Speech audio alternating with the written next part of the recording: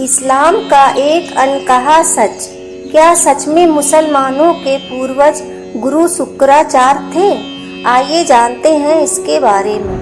हमेशा से यह बहस का विषय रहा है कि मुसलमानों के पूर्वज क्या वाकई हिंदू ही थे। दुनिया भर के मुसलमान चाहे इस सत्य को माने या ना माने, उनके रहन सहन के तरीके, उनकी मक्का मदीना की पूजा पद्धति, उनके पवित्र चिन्ह आदि उन्हें किसी न किसी तरह से हिंदू धर्म से जोड़ते हैं।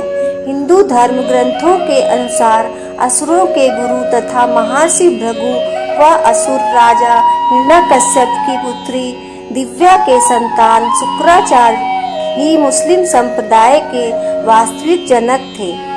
शुक्राचार्य ने राक्षसों का वंश बचाने के लिए भगवान शिव की आराधना की, जिससे प्रसन्न होकर शिव जी ने अपना स्वरूप शिवलिंग शुक्राचार्य को प्रदान कर वैष्णवों से दूर रखने को कहा। शिव जी का स्पष्ट आदेश था कि जिस दिन कोई भी वैष्णव इस शिवलिंग पर गंगा जल चढ़ा देगा, उस दिन राक्षस वंश का नाश हो जाएगा। शुक्राचार्य ने महादेव के स्वयं दिए शिवलिंग को भारतवर्ष तथा हिंदुओं से दूर रेगिस्तान में स्थापित किया, जिसे आज अरब देश में मक्का मदीना के नाम से जाना जाता है।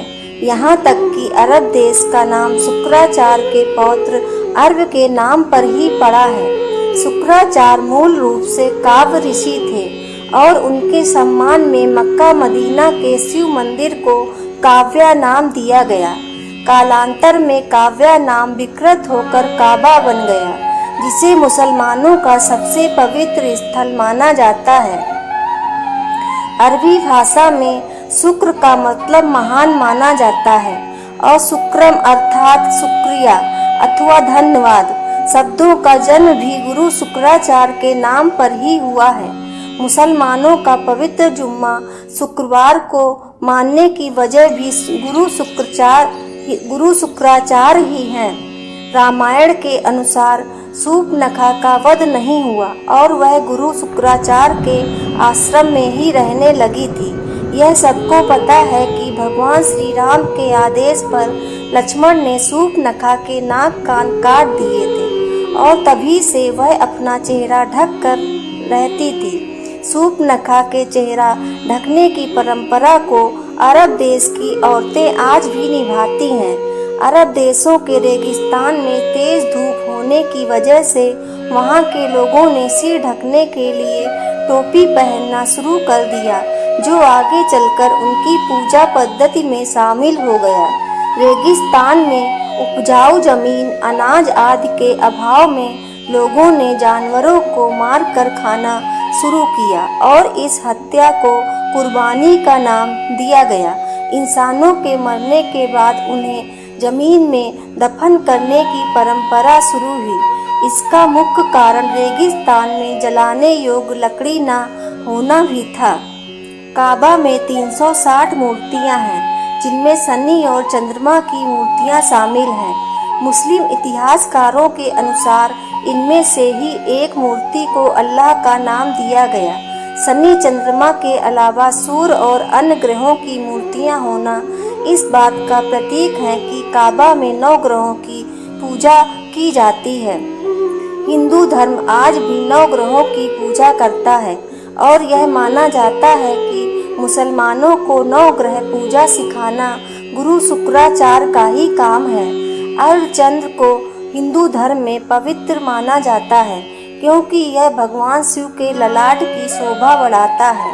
अर्धचंद्र चिन्ह का काबा में महादेव के प्रतीक पर होना इस चिन्ह को मुसलमानों में पवित्र बनाता है और इसे इस्लाम के झंडे पर स्थान दिया गया है।